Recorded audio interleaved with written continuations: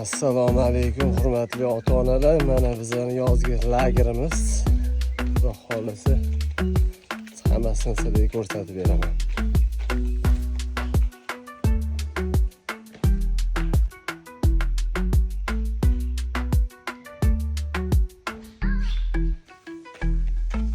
Mana shunaqa kottejlar bilan ichida bo'ladi.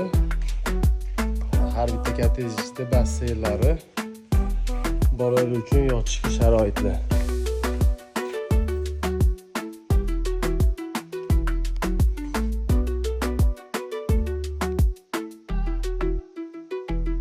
Xonalarimiz ko'rinishi mana shunaqa bo'ladi. Har bittasida tualet vannasi bilan.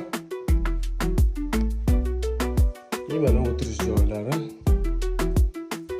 Kuxnya.